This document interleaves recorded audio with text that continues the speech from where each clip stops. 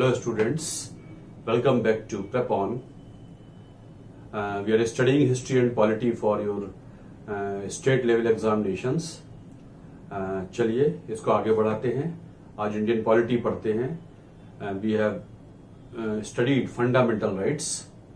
Fundamental rights में हमने शुरू किया है और पहली कैटेगरी पढ़ी rights to equality article 14 to 18. Then second category rights to freedom article 19 20 21 22. article 19 gives what 6 basic freedoms to citizens है ना. article 15 citizens के लिए, article 16 citizens के लिए, article 19 very very important gives 6 basic freedoms to citizens. article 19 1 small a freedom of speech and expression, 19 1 small b freedom to assemble peacefully, 19 1 small c freedom to form associations, unions and cooperatives, 19 1 small d freedom of movement throughout the territory of India except certain areas, freedom 19 1 e freedom to settle anywhere in India except certain areas, 19 1 f right to hold property omitted by 44th Amendment Act 1978. Right to property is no more a fundamental right, yet it is a right now enshrined in Article 300 capital A added by 44th Constitutional Amendment Act 1978 in the time of Janata Party.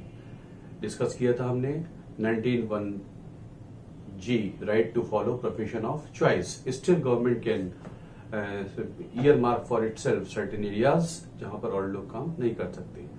6 basic freedoms very very important. Article 20 gives certain protection against ex post facto criminal legislation. Nobody can be punished. You can say that a person can be punished only as per the law existing on the day of crime. Ex post facto criminal legislation. Nobody can be given punishment more than once for a same offence. Double jeopardy. And third is self-incrimination of evidence. Nobody can be forced to act as a witness against himself. ये article emergency के समय suspend नहीं होता. Article 21 very very important, popularly called right to life, generally called right to life. 21 no person can be deprived of life and personal liberty except according to a procedure established by law. Sorry, this is called right to life. Most inferred right in the constitution. सबसे ज्यादा courts ने जिस article के मायने निकाले हैं वो article 21 है. इसी में एक मायने निकाला था कि शिक्षा का अधिकार. अगर बच्चों को सही समय पर शिक्षा नहीं मिले तो आगे चल के राइट टू लाइफ एंजॉय नहीं कर सकते. Mohini Jain versus state of Karnataka 1992, JP Unni Krishnan versus state of Andhra Pradesh 1993 में सुप्रीम कोर्ट ने कहा it should be fundamental rights. Hence, Article 21 capital A was added by Parliament by amending the Constitution under Article 368 by 86th Amendment Act. ये add हुआ था 2002 में. Article 21A जो 6 से 14 साल तक के बच्चों को प्राइमरी एजुकेशन का right as a matter of fundamental right देता है. Now it is a mentioned fundamental right. Unni Krishnan और मोहिनी जैन तक ये इन्फर्ड राइट था, लेकिन 2002 में ये पार्लियामेंट ने ऐड कर दिया कॉन्स्टिट्यूशन में. और फिर इसके बाद ये राइट टू एजुकेशन एक्ट बन गया. 2010 में ये लागू हो गया. Right to education act 2009 implemented from 1st April 2010, RTE जिसे हम बोल देते हैं. Now it is the law which is implementing the Article 21 capital A. 86th Constitutional Amendment Act 2002 से एक inferred right था. Article 21 capital A. Article 21 is also not suspended in the time of emergency. तो 20-21 वो दो article हैं जो कभी suspend नहीं होते. Article 22 preventive detention, मतलब डिटेंशन हो सकता है लोगों का यदि ऐसा लगे कि उनके बाहर रहने से कुछ हालात देश के, जगह के, इलाके के बिगड़ सकते हैं. Preventive as a matter of prevention. Detention माने टू पुट इनसाइड कन्फाइनमेंट. तो स्टेट को ये परमिशन भी दी है कि प्रिवेंटिव डिटेंशन लॉ बना सकती है. इस तरीके से बहुत सारे लॉज बने. उनमें सबसे फेमस हुए टाडा एंड पोटा. फाइनली वो खत्म हो गए. देन नेशनल सिक्योरिटी एक्ट एक हुआ करता था, वो अभी भी है 1980 का. And unlawful activities prevention act 1968 में शुरू हुआ था, 60 में शुरू हुआ था, 68 में, और फिर वो अभी अमेंड भी हो गया है. तो ये हुआ करते हैं प्रिवेंटिव डिटेंशन. मतलब in for the preventive detention जब भी होगा तो उस व्यक्ति के फंडामेंटल राइट खत्म हो जाएंगे जिसको जेल में कन्फाइन किया जाएगा just as a matter of prevention as we discussed in the last lecture, हम रिवाइज कर रहे हैं, और उसके बाद हालात ठीक होंगे तो उसको बाहर छोड़ दिया जाएगा। लॉजिक यहाँ पर यह है कि rights of many are more important than rights of few, ये हम लोगों ने अब तक डिस्कस किया। अब इसको आगे बढ़ाते हैं। Indian polity, we are discussing fundamental rights now. Rights against exploitation, article 23 and 24, rights against exploitation. Article 23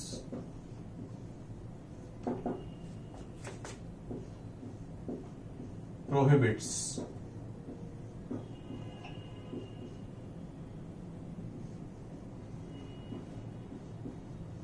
traffic in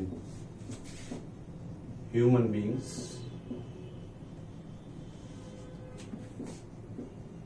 begar or any forced labor except duties for society. Basis for banning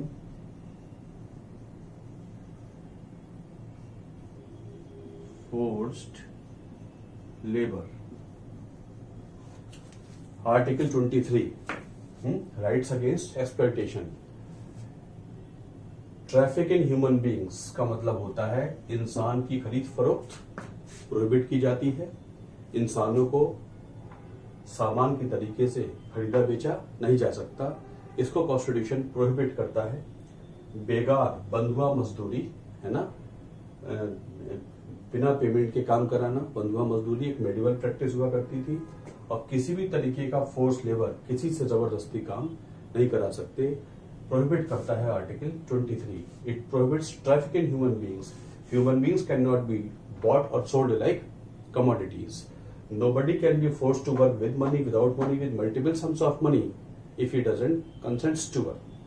बेकार और किसी भी तरीके से force labour नहीं हो सकती, किसी से बेवजह जबरदस्ती काम नहीं करा सकते जब तक उसकी कंसेंट नहीं होगी। लेकिन एक्सेप्शन ये है कि अगर duties society as a whole के लिए हैं तो सरकार जबरदस्ती काम ले सकती है, जैसे कि election duty. Government servants are required to perform election duty even though they may not consent to do, because it is a duty for the society as a whole. If government officers are asked to go for election duty, at least they cannot take protection of Article 23.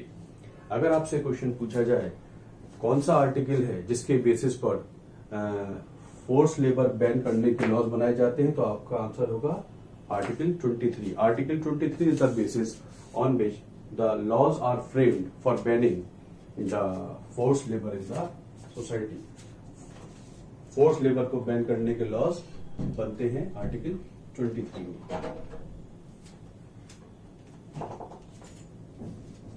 This is article 23. Now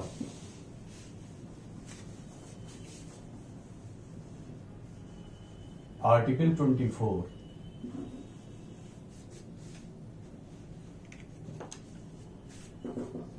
no child below the age of 14 years can be employed in factories, mines or any hazardous work. मतलब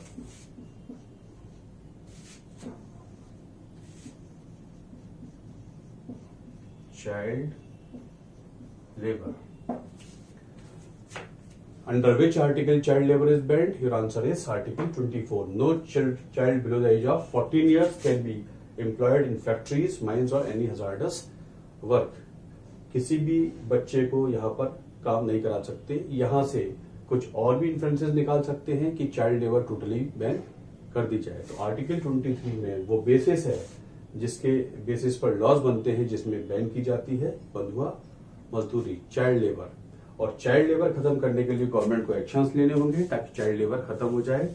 government child labour खत्म करने के लिए काफी सारे काम कर चुकी है. साथ साथ कोशिश करती है कि बच्चों को काम इसलिए करना पड़ता है कि उनके घर में उनके पेरेंट्स सफिशिएंट पैसा नहीं कमा पाते ताकि परिवार चल सके. तो बच्चे सप्लीमेंट करते हैं घर की इनकम को. कहीं कहीं तो बच्चे ही रियल ब्रेड अर्नर हैं फैमिली के लिए. तो गवर्नमेंट ग्रेजुअली चाइल्ड लेबर खत्म करती जा रही है. साथ साथ मनरेगा जैसी पॉलिसीज भी चलाती है ताकि घर के एडल्ट्स को नौकरी दिया जा सके. तो the ultimate objective is that children should be allowed to go for studies and they should have good development, welfare oriented development, so that they can become what, asset for the nation, not liability for the nation. Hence article 24. तो article 23 and 24 are the two articles which are fundamental rights against exploitation. 23 and 24. This is another category. आपके level के लिए more than sufficient. Now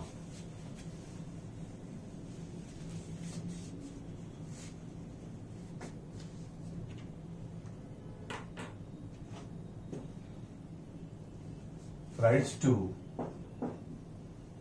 freedom of religion, article 25 to 28, rights to freedom of religion. article 25 चर्चा में there is guarantees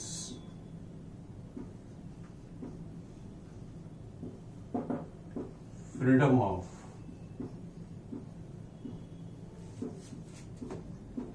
conscience and right to profess, practice and propagate the religion of choice.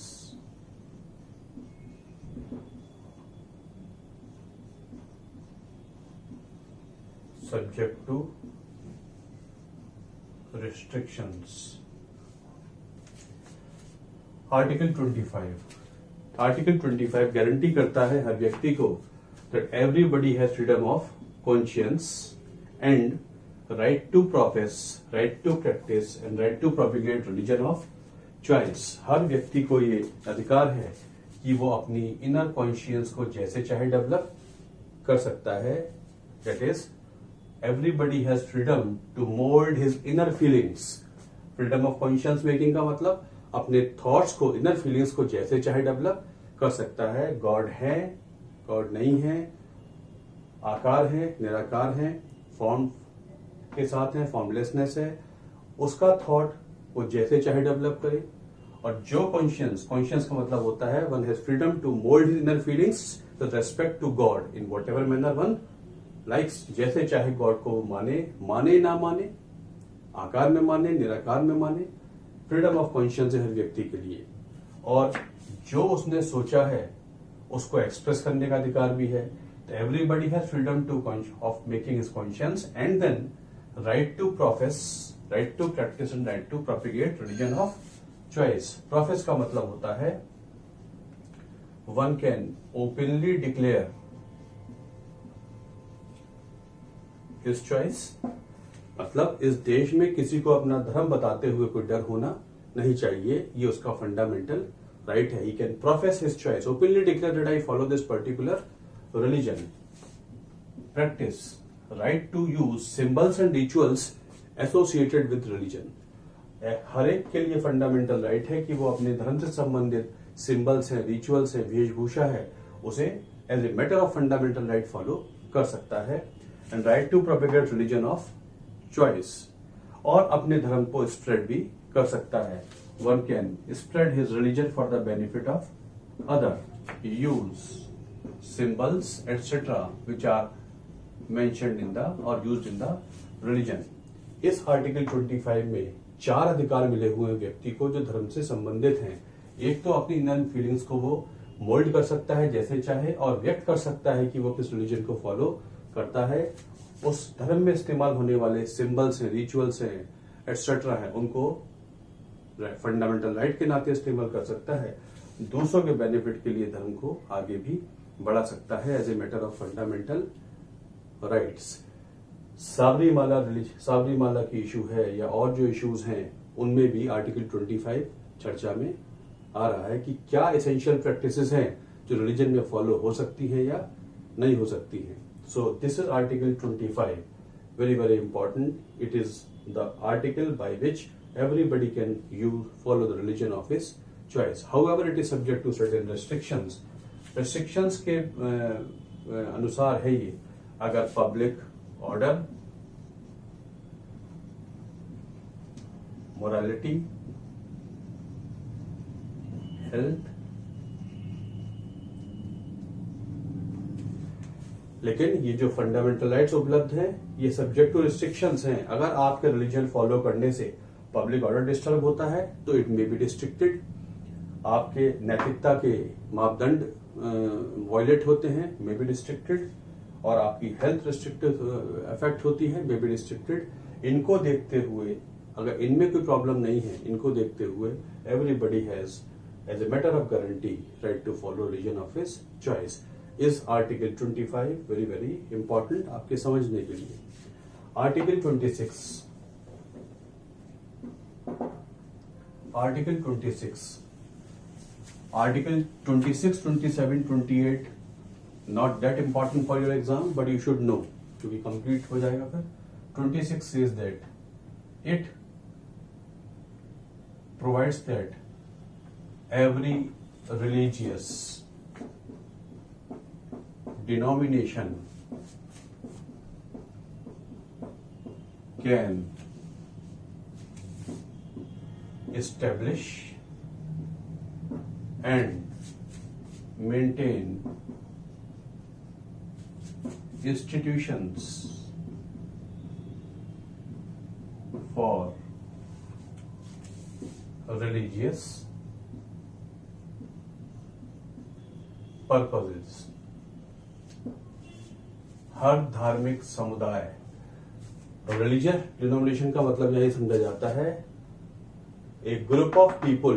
Denomination का मतलब होता है लोगों का एक group, एक group of people following the same religion. So every religious group can establish and maintain institutions which are meant for serving the needs of one's own religion. अपने धार्मिक मामलों के लिए, धार्मिक पर्पस के लिए कोई भी धार्मिक संप्रदाय या ग्रुप अपने संस्थाएं बना सकता है, इंडिपेंडेंटली बना सकता है और चला सकता है as a matter of fundamental right. वैसे देखें तो आर्टिकल 25 व्यक्ति का फंडामेंटल राइट है, आर्टिकल 26 ग्रुप का फंडामेंटल राइट है। और धार्मिक ग्रुप अपने धर्म संबंधित मामलों के लिए संस्थाएं बना सकते हैं as a matter of fundamental right. Is article 26 for your understanding. Article 27, state shall not raise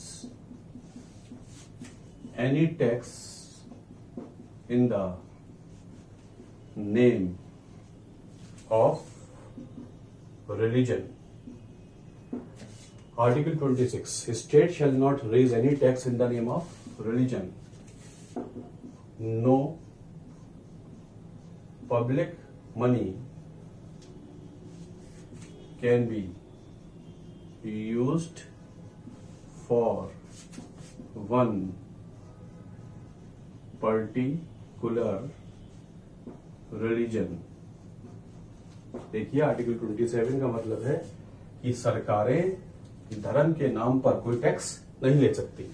सरकारें टैक्स ले सकती हैं लेकिन धर्म के नाम पर टैक्स नहीं ले सकती। India being a secular country, governments can raise tax but not in the name of religion. दूसरी बात, नो पब्लिक मनी मतलब और टैक्सेस से जो पैसा आया हो, जनता का पैसा, no public money can be use for supporting one particular religion. सरकारी पैसा, लोगों का पैसा, जनता का पैसा, टैक्सेस वगैरह किसी एक धर्म को सपोर्ट करने के लिए इस्तेमाल नहीं हो सकते। का मतलब है कि सरकार सरकारी पैसा इस्तेमाल तो कर सकती है धर्मों के लिए, धर्म के लिए नहीं कर सकती। सभी धर्मों को सपोर्ट कुछ ना कुछ दे सकती है, लेकिन एक ही धर्म के लिए करे, बाकियों के लिए ना करे, ऐसा संभव नहीं है। इस article 27 and article 28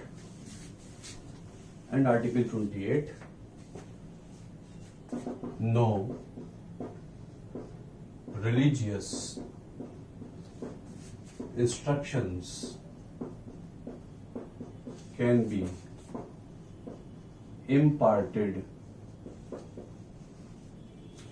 in government institutions। मोटे मोटे तौर पे बताया जाए, सरकारी स्कूलों में धार्मिक शिक्षा नहीं दी जा सकती। सरकारी स्कूलों में धार्मिक शिक्षा नहीं दी जा सकती। Government established, government funded schools can not impart religious education. सरकार, country is a secular country, private school धार्मिक शिक्षा दे सकते हैं, लेकिन सरकारी स्कूल में धार्मिक शिक्षा नहीं दी जा सकती। इस आर्टिकल 28 मतलब धर्म को लेकर ये कैटेगरी है rights to freedom of religion. Article 25 सबसे इंपॉर्टेंट है। आर्टिकल 25 और 26 एंड आर्टिकल 14 का रेफरेंस सबरीमाला इशू में चल रहा है।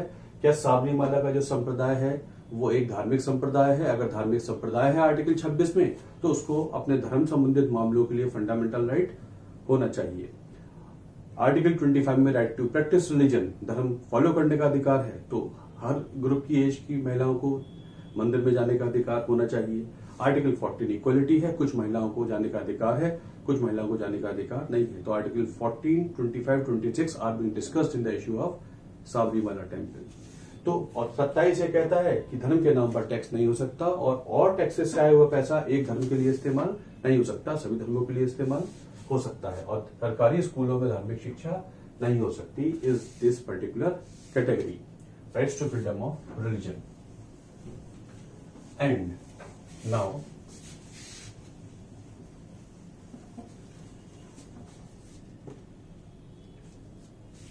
cultural and educational rights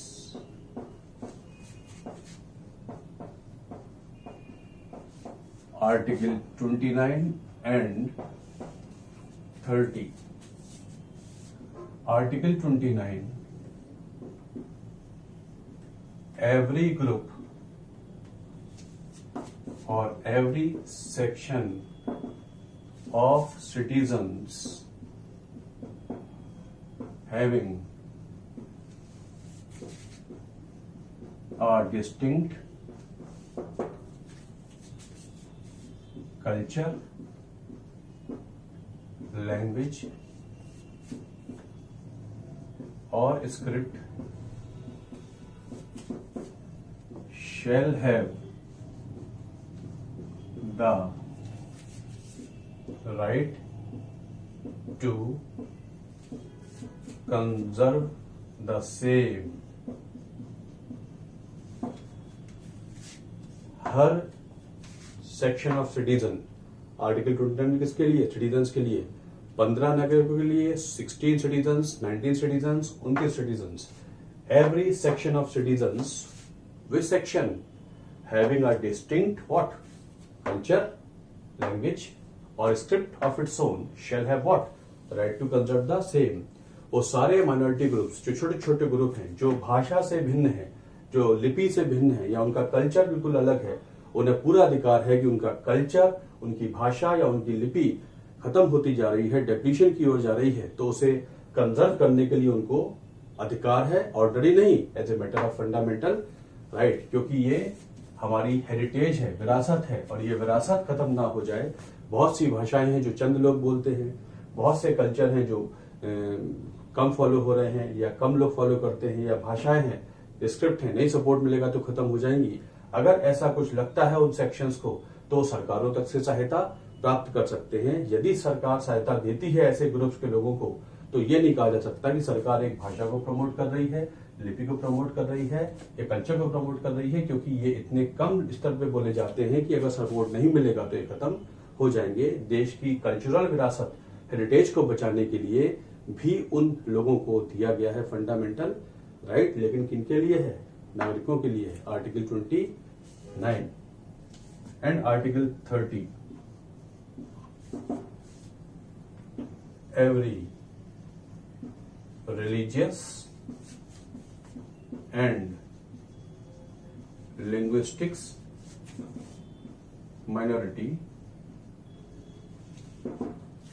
can establish and maintain educational institutions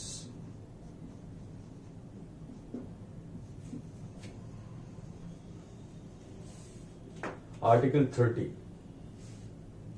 every religious or linguistic minority can establish and maintain educational institution। वो सारे समुदाय जो माइनॉरिटी में हैं या तो धर्म की वजह से या भाषा की वजह से, उनको अधिकार है कि वो खोल सकते हैं, चला सकते हैं स्कूल, कॉलेज और universities in which some of the seats, all of the seats, few of the seats can be reserved for those who speak their language, who follow their own religion।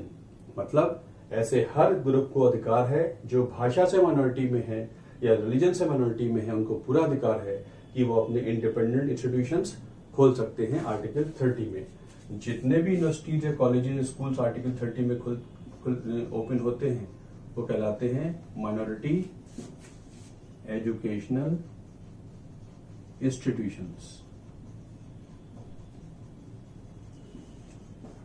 AMU का, जामिया मिलिया का, Saint Xavier's college है ना, Saint Stephen's college है, ये सब issues चलती रहती हैं। क्या है ये? दीज ऑल और माइनॉरिटी एजुकेशनल इंस्टीट्यूशंस। कोर्ट में इनके केसेस चलते रहते हैं, माइनॉरिटी इंस्टीट्यूशन है या नहीं है, that is different matter. So article 30 में खुल सकते हैं माइनॉरिटी एजुकेशनल इंस्टीट्यूशंस। क्वेश्चन आता है, Indian constitution recognises minorities on what basis? Your answer is on the basis of religion और on the basis of language. इस बेसिस पर minorities recognise करता है भारतीय संविधान, भाषा के आधार पर या धर्म के आधार पर। तो कितनी माइनॉरिटीज रिकॉग्नाइज्ड हैं इसमें इंडिया में? National minorities Muslims, Sikh, Christians, Buddhist, Parsi and Jains.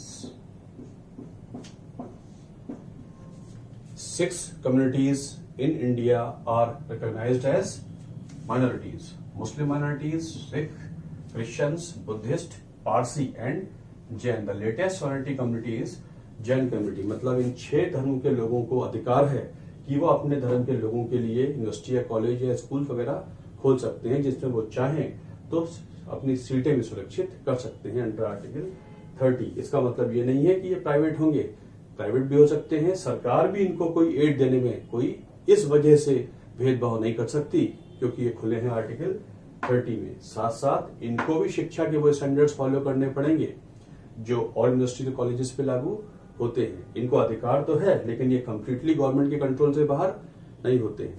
तो ये आर्टिकल 30 में इस तरीके के कॉलेजेस यूनिवर्सिटीज खुल सकती हैं। This is article 30। ये है कैटेगरीज फंडामेंटल राइट्स की, आर्टिकल 14 से आर्टिकल 30 तक। बहुत शॉर्ट में बताया, इतना ही जितना बताया है इतना ही आपको याद करना है। आपके एग्जाम्स के लिए मोर देन सफिशिएंट। और सही मायने में तो बहुत से ऐसे हैं जो इस्तेमाल आपके एग्जाम में नहीं भी आएंगे, लेकिन फिर भी फाउंडेशनल लेवल पर आपको जानना चाहिए। नाउ अब बात यह निकल के आती है कि if fundamental rights are very important rights, जो अगर वायलेट हो जाए या ना मिले तो व्यक्ति का पूर्ण विकास नहीं होगा, तो इनकी सुरक्षा कैसे होगी? तो फिर एक संविधान में आर्टिकल है right to constitutional remedies, right to constitutional remedies. Very very important, याद करेंगे article 32, right to constitutional remedies. Article 32 says that in case of violation of fundamental rights a person can approach the Supreme Court directly. अगर किसी व्यक्ति का fundamental right infringe होता है, violet होता है, the person can move the supreme court directly. The supreme court shall issue writs in that regard. Short में देखिए बताता हूं आपको. अगर इस तरीके से फंडामेंटल राइट्स वायलेट होते हैं तो आप सीधे कहां जा सकते हैं? सुप्रीम कोर्ट जा सकते हैं. और अगर सुप्रीम कोर्ट के पास कोई आता है कि ऐसे ऐसे मेरा फंडामेंटल राइट वायलेट हुआ है, तो सुप्रीम कोर्ट आदेश जारी करेगा. उनमें से कुछ आदेश कहलाते हैं रिट्स इन दैट रिगार्ड, ताकि व्यक्ति को मिल जाए उसके फंडामेंटल राइट्स. मतलब अगर फंडामेंटल राइट आपके वायलेट होते हैं या सरकार इंप्लीमेंट करती ही नहीं है, तो आपके पास एक रेमेडी है. और रेमेडी भी कहां से मिल रही है? कॉन्स्टिट्यूशन से मिल रही है. इसे कहते हैं आर्टिकल 32. मतलब आर्टिकल 32 ना होता तो बाकी के फंडामेंटल राइट्स बेकार थे. सिर्फ लिख देने से कि फंडामेंटल राइट मिलते हैं बात नहीं बनती. फंडामेंटल राइट का इंप्लीमेंट होना और हमेशा बने रहना भी जरूरी है. अगर उनकी सुरक्षा न की जाए तो उनको देने से क्या फायदा, ये सोचते हुए इंक्लूड किया गया था article 32. Hence if you ask me which of the articles in the constitution is very important, I would say article 32 said Dr. B.R. Ambedkar. Dr. B.R. Ambedkar ने संविधान सभा में कहा कि अगर मुझसे पूछा जाए सबसे इंपॉर्टेंट आर्टिकल कौन है, तो मैं बोलूंगा आर्टिकल 32 है. Because without it the whole constitution will be zero, सिफर हो जाएगा अगर ये नहीं होगा. आर्टिकल 32 ना हो तो पार्ट 3 बेकार है, पार्ट 3 ना हो तो संविधान भी बेकार है. Hence this is called heart and soul of the constitution. Dr. Ambedkar called this article 32 as heart and soul of the constitution because it is a sort of guardian of fundamental rights. Article 32 एक तरीके से सुरक्षा देता है fundamental rights को. Hence called heart and soul of the constitution. ऐसा कहा doctor B.R. Ambedkar ने. And this is asked article 32. Fundamental rights को रीइंस्टेट कराना हो, you can straight away use article 32, straight away go to the Supreme Court. And Supreme Court अगर लगता है कि बात बिल्कुल सही है, लॉजिकल पिटीशन आया है, तो जारी करेगा रिट्स. तो अपने फंडामेंटल राइट्स बचाने के लिए जा सकते हैं आप straight away supreme court. Article 32 में अब इसमें एक वर्ड इस्तेमाल हुआ है writs. What is writ? Writs से बहुत क्वेश्चन आ जाते हैं. What are writs? तो रिट्स फर्स्ट हैबियस कॉर्पस. ये रिट सुप्रीम कोर्ट जारी करता है आर्टिकल 32 में. पहली रिट का नाम है हैबियस कॉर्पस. का मतलब होता है to have the body of. ये लैटिन फ्रेजेस हैं तो कई बार इनके मीनिंग आ जाते हैं. Habeas corpus to have the body of मतलब इसका मतलब होता है कॉर्प्स माने होता है बॉडी एंड हैबियस माने होता है बिफोर. मतलब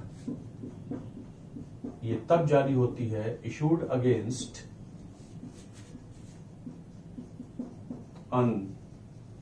अनलॉफुल डिटेंशन. अगर किसी को गैर कानूनी तरीके से गिरफ्तार कर लिया जाए, जेल में डाल दिया जाए, अनलॉफुल, लॉफुल नहीं, तो उसके बिहाफ पर anybody can straight away move the supreme court and can file the writ petition of habeas corpus कि we want our person back. तो कोर्ट बोलता है bring the person before the court, we would like to see whether his detention is right और not right, वो lawful है या नहीं है, किसी को भी बिना कानून के गिरफ्तार करके जेल में डाल नहीं सकते। आर्टिकल 21 में पर्सनल लिबर्टी वायलेट हो जाएगी, लिखा हुआ है right to have personal liberty, deprivation of personal liberty can take place only as per procedure established by law. अगर किसी का डिटेंशन इलीगल है तो जारी करवा सकते हैं habeas corpus. This is the first writ. तो मीनिंग होता है to have the body of, और कब जारी होती है, issued against unlawful detention, illegal किसी को जेल में बंद कर दिया जाए। तो अगर आपसे पूछा जाए कौन सी रिट है, ये आपके एग्जाम में आ भी चुका है, which of the following writs, PSU के एग्जाम में, which of the following writs guarantees personal liberty of an individual, तो you will ask this habeas corpus. किसी की पर्सनल लिबर्टी को एसरटेन करना हो तो कौन सी रिट जारी करवाएंगे, तो आंसर हो जाएगा habeas corpus. Second is mandamus. Mandamus का मतलब होता है वी कमांड। मैंडेमस का मतलब होता है वी कमांड, कड़ा आदेश। सुप्रीम कोर्ट देता है कड़ा आदेश, issued against those who do not perform their lawful duty. देखिए मैंडेमस, अगर सरकारी अफसर, अगर गवर्नमेंट सर्वेंट्स या सरकार से संबंधित लोग अपना वो काम न कर रहे हो जो कानूनन उनको करना है, हम उनके पास बार बार जाते हैं एप्लीकेशन लेकर, हमारी ग्रीवांसेस हैं, लेकिन उनको वो ऑफिसर सुनते नहीं है, तो तुरंत सुप्रीम कोर्ट कड़ा आदेश जारी करेगा उनके अगेंस्ट, ये कहते हुए कि do the function for which you have been put over this particular position. मतलब अगर इनएक्टिव हो गई हैं गवर्नमेंट संस्थाएं, गवर्नमेंट की एजेंसीज, तो उनसे काम करवाने वाली रिट कहलाती है मैंडेमस। सुप्रीम कोर्ट जारी करेगा, we give you a strong order that fulfil the function for which you have been put over this particular position. Such a writ is called the writ of mandamus, issued against those public officers who do not perform their lawful duties। जो उनको lawfully करनी है उसको perform नहीं करेंगे, हमारी grievances को नहीं सुनते हैं, तो हम सीधे कोर्ट जाके उनकी शिकायत सी कर सकते हैं। कोर्ट से उनको आएगा आदेश, कहलाती है writ of mandamus. We give you strong order, that is command. दो writ. Third writ is called writ of prohibition. Prohibition का मतलब होता है, इंग्लिश वर्ड है टू फॉरबिड, रोका जाता है, issued from superior court to inferior court if inferior court acts outside its jurisdiction। देखिए, writ of habeas prohibition, court कहता है आपको रोकते हैं, किसको, इंफीरियर कोर्ट को। कौन सा कोर्ट कहेगा, सुपीरियर है ये, सुप्रीम नहीं है, मतलब ऊंची कोर्ट निचली कोर्टों को रोकता है काम करने से, जब निचली कोर्ट काम करने लगे अपने डोमेन के बाहर। मतलब जो मुकदमा जिस कोर्ट को सुनना है, अगर वो अपने जुरिडिक्शन के बाहर के मुकदमे को सुनता है तो वो कानूनन गलत है। अगर ऐसा होने लगे तो तुरंत हम जारी करवा सकते हैं रिट ऑफ प्रोहिबिशन। तो supreme court can issue writ of prohibition for both high courts as well as district courts if the high courts and district courts entertain a case which is outside their jurisdiction. ये Madhya Pradesh high court का case है, ये Orissa high court का case है, ये Rajasthan high court में नहीं आ सकता। केस शुरू हो गया, अब पता लगा है तो बोला जाएगा आप तुरंत रुक जाइए, आपको रोका जाता है, stop here only, and we have found out that you are working on a case which is not under your jurisdiction। ना तो सब्जेक्ट मैटर वाइज आपकी जुरिडिक्शन में आता है और ना ही एरिया वाइज आपकी जुरिडिक्शन में आता है, इसलिए तुरंत रुक जाइए क्योंकि आप इस कोर्ट पे काम करने योग्य नहीं है। कहने का मतलब है निचली कोर्टों से गलतियां होने लगे तो ऊपरी कोर्ट निचली कोर्टों की इन गलतियों को सुधार सकती है। इंट्रा कोर्ट रिट है, ऊपर से नीचे आती है, नीचे से ऊपर नहीं जाती है, मतलब कोर्टों से भी गलती होने लगे तो उनको करेक्ट करने की रिट कहलाती है writ of prohibition. The upper superior court issue the writ to the inferior court telling them stop here only, we prohibit you, forbid you, stop here only because you are working on a case which was never yours, आपका ये कभी था ही नहीं, और this is the logic that it is does not fall under your jurisdiction, stop here only. तो निचली court को रुक जाना पड़ेगा, ये कहलाती है रिट ऑफ प्रोहिबिशन। चौथी रिट कहलाती है रिट ऑफ शेरशरी। इसका मतलब होता है बी इन्फॉर्म, मीनिंग देखते जाइएगा, मीनिंग से क्वेश्चन आ जाता है। आपको सूचित किया जाता है, आपको इन्फॉर्म किया जाता है, आपको इन्फॉर्म कर रहे हैं that issued to inferior court to inform that its judgment has been quashed as it is outside its jurisdiction। देखिए, प्रोहिबिशन की रिट में तो ये बताया गया था कि अगर एक केस चल रहा है और चलते हुए केस में ये पता लग जाए कि कोर्ट एक ऐसे केस पे काम कर रहा है जो उसके डोमेन में नहीं आता, तो हम चलते हुए केस को रोक देंगे। लेकिन मान लीजिए नहीं पता लग पाया और केस फैसला भी हो गया, और फैसला होने के बाद इंप्लीमेंट होने से पहले पता लग जाए, इंप्लीमेंट हो जाए तो पता लग जाए कि ये गलत जजमेंट हो गया है, गलत कोर्ट ने दे दिया, तो जारी होती है writ of certiorari, writ of certiorari और रिट ऑफ शेरशरी। मतलब होता है कि सुप्रीम कोर्ट निचली कोर्ट को इन्फॉर्म करता है ये बताते हुए कि आपके जजमेंट को हमने खारिज कर दिया है, क्वैश कर दिया है, क्योंकि आपने एक ऐसे केस पे जजमेंट दे दिया जो आपकी जुरिडिक्शन के बाहर था। आज समझ में आया, मतलब प्रोहिबिशन के बाद अगले स्टेप की रिट होती है दिस वन, शेरशरी। मतलब फैसला आ भी जाए तो ऐसा फैसला खत्म हो जाएगा जो कोर्ट वो उस मुद्दे पर देते जो उनके डोमेन में आता नहीं है, एक स्टेप आगे की रिट है। तो दोनों ही इंट्रा कोर्ट रिट हैं, प्रोहिबिशन एंड शेरशरी। ऊपरी कोर्ट से निचली कोर्ट आती है, करेक्टिव रिट है कि आपको बताया जाता है कि आपका फैसला मान्य नहीं है और अब ये फैसला फॉलो नहीं होगा। यूजुअली कोर्ट का फैसला फॉलो नहीं होगा तो कोर्ट कर देता है कंटेंट ऑफ कोर्ट की प्रोसीडिंग शुरू कर देता है ना, अवमानना का प्रोसीडिंग शुरू हो जाती है। यहां पर अवमानना नहीं होगी क्योंकि जारी हो चुकी है क्या, शेरशरी, क्योंकि आपने ऐसा फैसला दे दिया जो आपके डोमेन में आता नहीं है। ये कहलाती है रिट ऑफ शेरशरी। और पांचवी रिट कहलाती है रिट ऑफ को warranto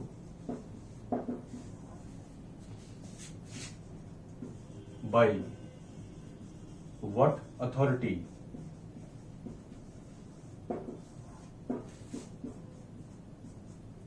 issued against those who occupy a public office unlawfully. देखिए, सरकारी ऑफिस, पब्लिक ऑफिस पर वो बैठे जो उस पर बैठने योग्य हो। अगर ये पता लग जाए कि somebody has occupied a public office unlawfully, मतलब उसके क्रेडेंशियल्स, उसकी कंडीशंस, उसकी क्वालिफिकेशंस इस पब्लिक ऑफिस पर बैठने योग्य नहीं है, तो सुप्रीम कोर्ट जारी कर देता है रिट ऑफ क्यो वारंटो, ये कहते हुए पूछता है under what command, under what authority, किस आधार पर you are carrying on this particular position, because we have come to know that you do not fulfil all the conditions which are required to fulfil this particular office. हमको पता लगा है कि आपका certificate wrong है, आपका as certificate wrong है, या आप इस पोजीशन पे आए हैं लेकिन हमको पता लगता है कि आप इस चेयरमैन, जो गवर्नमेंट संस्था है इसका चेयरमैन का पद है, उसमें जो क्वालिफिकेशन दे रखी है, कंडीशंस ऑफ ऑफिस हैं, वो आप मीट नहीं करते हैं, इसलिए आपको क्यों ना हटाया जाए। How, on what authority you are carrying on this particular position. Public office पर वो लोग ना आ जाएं जो इस पर बैठने योग्य नहीं है, पब्लिक अथॉरिटी पर जिम्मेदार लोग बैठने चाहिए जो यह क्वालिफिकेशन फुलफिल करते हो। कहलाती है रिट ऑफ क्यो वारंटो। ये पांचों writ of habeas corpus, writ of mandamus, writ of prohibition, certiorari and quo warranto supreme court जारी करता है अंडर आर्टिकल 32 और हाई कोर्ट जारी करता है अंडर आर्टिकल 226 वाला बाद में देखेंगे। This is article 32। Article 32 is called right to constitutional remedies, जो सुप्रीम कोर्ट से सीधे हम ले सकते हैं यदि फंडामेंटल राइट्स वॉलेट हो रहे हो। Doctor Ambedkar called this right as heart and soul of the constitution. These are fundamental rights. तो मैंने आपको फंडामेंटल राइट्स बताए। Fundamental rights very very important, exams point of view से वेरी इंपॉर्टेंट, अदरवाइज तो important होते ही हैं। शॉर्ट में बताए हैं, आपको याद हो जाने चाहिए।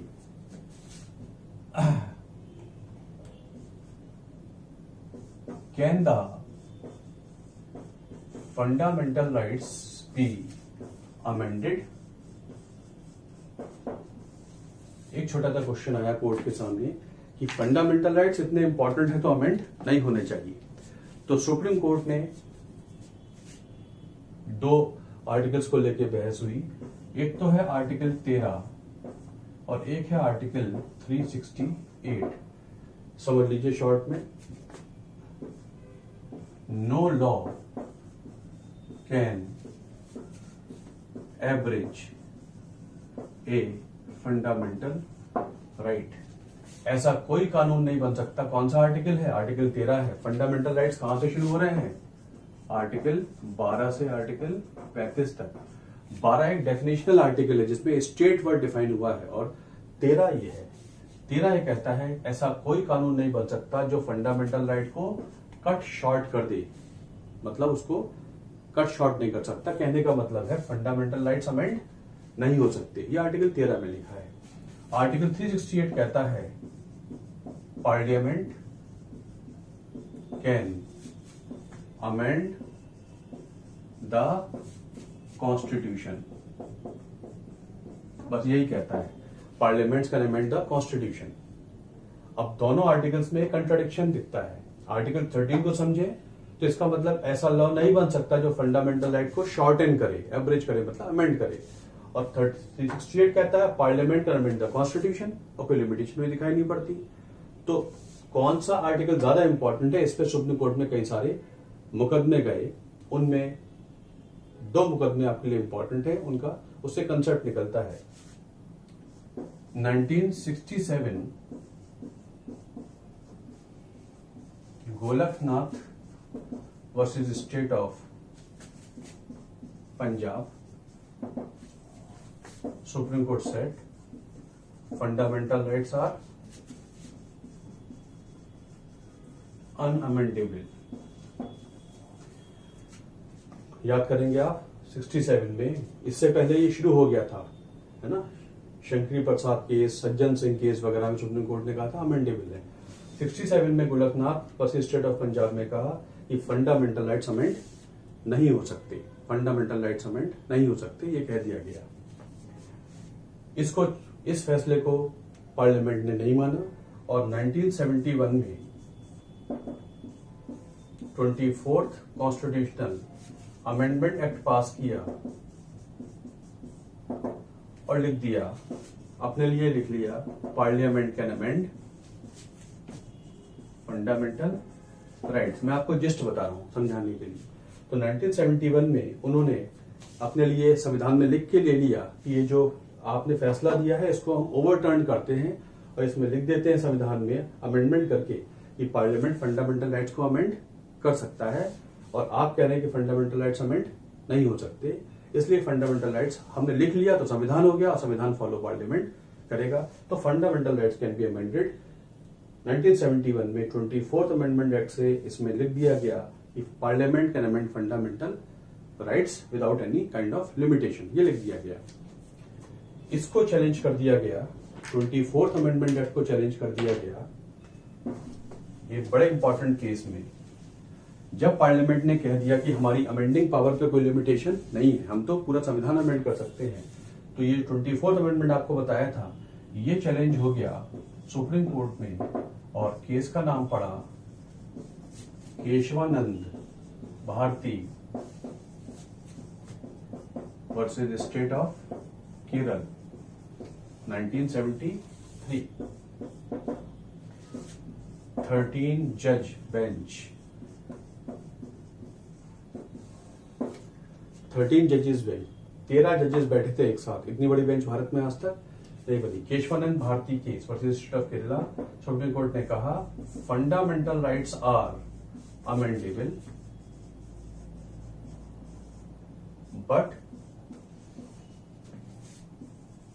Under the limitations of basic structure। और मैंने आपको भी बताया 24th अमेंडमेंट एक्ट से पार्लियामेंट ने लिख लिया था संविधान में कि पार्लियामेंट संविधान को अमेंड कर सकता है इंक्लूडिंग फंडामेंटल राइट बिना किसी रिस्ट्रिक्शन के, लिमिटेशन के। सुप्रीम कोर्ट ने कहा ये तो हम बात मानते हैं कि आप फंडामेंटल राइट्स अमेंड कर सकते हैं, लेकिन आपका ये कहना कि लिमिटेशंस नहीं है, तो आज बना देते हैं लिमिटेशंस। और लिमिटेशंस को कहते हैं बेसिक स्ट्रक्चर। संविधान का एक मूलभूत ढांचा है। संविधान निर्माताओं ने संविधान को एक मूलभूत ढांचा दिया हुआ है जो कहीं लिखा हुआ नहीं है। हमने संविधान सभा की डिबेट्स को पढ़ा है, उन्हें जाना है। On the basis of the debates of constituent assembly we have inferred, we have concluded that there are certain features which are basic features of the constitution.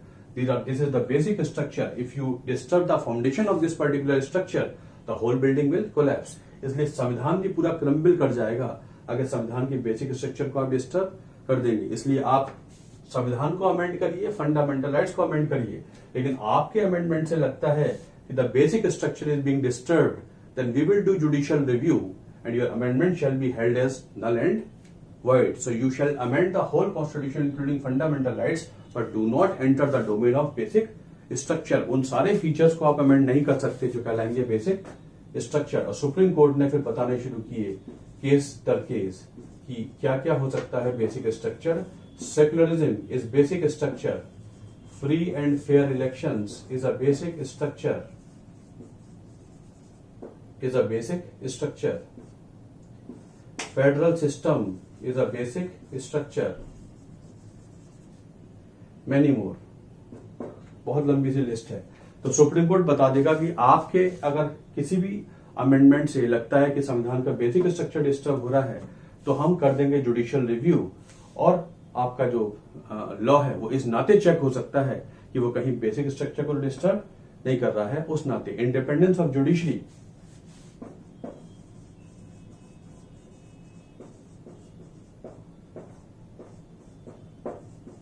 independence of judiciary, separation between fundamental rights and DPSP, many more are there. तो इस नाते हम कर सकते हैं कि fundamental rights amendable है कि नहीं है। Kesavananda Bharati case, very very important question पूछा जाता है, in which of the following cases supreme court gave its opinion that there is a basic structure of the constitution. You shall answer Kesavananda Bharati case, also called fundamental rights case. इसमें supreme court ने propound की थी theory of basic structure. संविधान का एक मूलभूत ढांचा है, ये टच नहीं हो सकता, चाहे आर्टिकल 368 में दोनों हाउसेज में आपके पास 100% मेजोरिटी हो, फिर भी संविधान के कुछ एरियाज ऐसे हैं जो आप कभी अमेंड नहीं कर सकते। उनको छोड़ के आप पूरे संविधान को अमेंड करिए। You will check your laws and amendments under the framework of features of basic structure and we shall find out कि क्या हो सकता है basic structure. This is theory of basic structure. So the limitation on the amending of power of parliament is not mentioned anywhere. It is given by the Supreme Court in which case? Keshwanand Bharti case, and that limitation is called the theory of basic structure. इसको छोड़कर पूरा संविधान amend हो सकता है। तो this is this thing. This is all about fundamental rights. यहाँ पर एक छोटा सा केस बता दूं आपको कि सुप्रीम कोर्ट में जब जजेस अपॉइंट होते हैं तो एक कोलेजियम सिस्टम काम करता है। सुप्रीम कोर्ट के चीफ जस्टिस और उनके नीचे के 4 जजेस, ये 5 जजेस जिसका नाम रिकमेंड करते हैं उसे ही राष्ट्रपति अपॉइंट करते हैं एज जज of supreme court. Collegium system को खत्म करने के लिए पार्लियामेंट ने एक लॉ बनाया जिसमें एक नेशनल जुडिशियल अपॉइंटमेंट्स कमीशन की प्रावधान लाया गया, एनजेएसी बनेगी और एनजेएसी में ये लोग मेंबर्स होंगे और एनजेएसी जिसका नाम देगी उसे ही प्रेसिडेंट ऑफ इंडिया अपॉइंट करेंगे एज जज of supreme court. This 99th constitutional amendment act was challenged in the supreme court and the supreme court ने उसको खारिज कर दिया 99th अमेंडमेंट को, ये कहते हुए कि it is against independence of judiciary. By constituting NJAC आप सरकार का दखल जजेस के अपॉइंटमेंट में ज्यादा बढ़ाना चाहते हैं, और अगर ऐसा होगा तो इंडिपेंडेंस ऑफ जुडिशरी डिस्टर्ब हो जाएगी, and independence of judiciary is part of basic structure, hence the 99th constitutional amendment act is null and void. Judicial review हमने कर दिया है, इसलिए ये मान्य नहीं है। कोलेजियम सिस्टम ही चलेगा, और आजकल चलता है कोलेजियम सिस्टम। ये कोलेजियम सिस्टम आया कैसे, ये हम सुप्रीम कोर्ट के जजेस का अपॉइंटमेंट पढ़ेंगे आर्टिकल 24 में, तब डिस्कस करेंगे। एन एग्जाम्पल, तो independence of judiciary is part of basic structure, many more things are there. Supreme court देता रहता है, देता रहेगा। जो सुप्रीम कोर्ट कह देगा बेसिक स्ट्रक्चर है, वो कभी चेंज नहीं हो सकता। आर्टिकल 368 वो आर्टिकल है जिससे पूरा संविधान चेंज हो सकता है। आर्टिकल 368, अगर राज्यसभा लोकसभा में स्पेशल मेजोरिटी से बिल पास हो जाए तो संविधान अमेंड हो सकता है, लेकिन अगर बेसिक स्ट्रक्चर अप्लाई करने से दिखता है कि वो बेसिक स्ट्रक्चर डिस्टर्ब हो रहा है, तो वो अमेंडमेंट सुप्रीम कोर्ट कर देगा null and void, because supreme court is called guardian of the constitution. So this is all about fundamental rights. आपके लेवल के लिए more than sufficient. Part 3 of the constitution taken from America, short revision कर लेते हैं। Bill of rights America से लिया गया है। इसमें बहुत सारी कैटेगरीज हैं। Rights to equality article 14, 15, 16, 17, 18। Rights to freedom is article 19, 20, 21, 22। Rights against exploitation 23, 24। 25 से 28 तक rights to freedom of religion. Cultural educational rights 29, 30 and right to constitutional remedies article 32 are the important fundamental rights. इनके सारे important features मैंने आपको बताए हैं। आपके exams के लिए मोर देन सफिशिएंट, इससे ज्यादा कुछ नहीं आना है। तो इसको ठीक से पढ़ेंगे, रिवाइज करेंगे, लिखेंगे, और हम जब क्वेश्चंस करेंगे तो इन्हें और जल्दी अप्लाई करेंगे तो और आपकी बेहतर समझ में आएगा। तो revise them, read properly, read regularly and be positive of your effort, work very very hard. आपके लेक्चर्स जल्दी ही, आई विल ट्राई दैट कल से ही आपके ये लेक्चर्स रेगुलर हो जाएं, और बी रेस्ट एश्योर्ड, बिल्कुल निश्चिंत रहिए, CIL से पहले आपका कोर्स खत्म हो जाएगा। किसी और सब्जेक्ट के लिए टीचर्स लाना तो बहुत मुश्किल है, एफर्ट बहुत मुश्किल है, लेकिन कोशिश करूंगा आपको कंटेंट दे दूं। I am in search of some good content. Definitely I will be giving you content on other subjects, so please bear with it. History, polity and इन चीजों के लिए I am there. So work very very hard and we shall try to give it regularly. आप बिल्कुल चिंता न करें, आपके कमेंट्स में लिखा रहता है जल्दी खत्म हो जाएगा, जल्दी खत्म होगा, डेफिनेटली खत्म होगा, बिल्कुल चिंता न करें। Thanks a lot, keep watching, और जरूर शेयर करें, इसको आगे बढ़ाएं। एक छोटा सा अनाउंसमेंट है, आप लोग छोटे छोटे क्वेश्चंस करना चाहते हैं जो आपके एग्जाम्स में आते हैं, तो एक प्रेपॉन का टेलीग्राम चैनल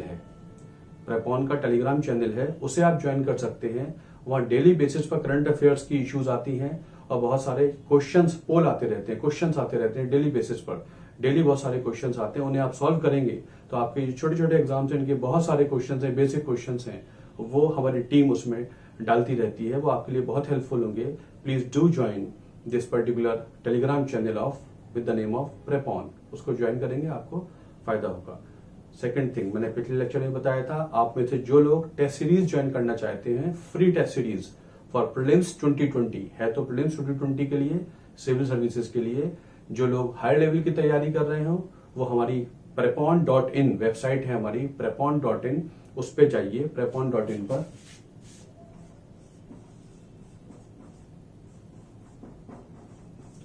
और free daily test series, daily 50 question subject wise इस पे अपलोड होते हैं, उनको सॉल्व करिए। आपको ऑनलाइन है और कोई इसकी फी नहीं है, फ्री है एकदम, कोई फी नहीं है इसकी, फ्री है। आपको तुरंत आपका रिजल्ट मिलेगा, कितने सही है कितने गलत है, उनके एक्सप्लेनेशंस भी हुआ करते हैं, यह आपकी तैयारी में ऐड करेंगे। सो प्लीज डू इट, इनको फॉलो कीजिए and things will be very fine. जल्दी ही इसको रेगुलर बेसिस पे करेंगे और आपका कोर्स समय पे खत्म होगा। अगेन आई से थैंक्स अ लॉट।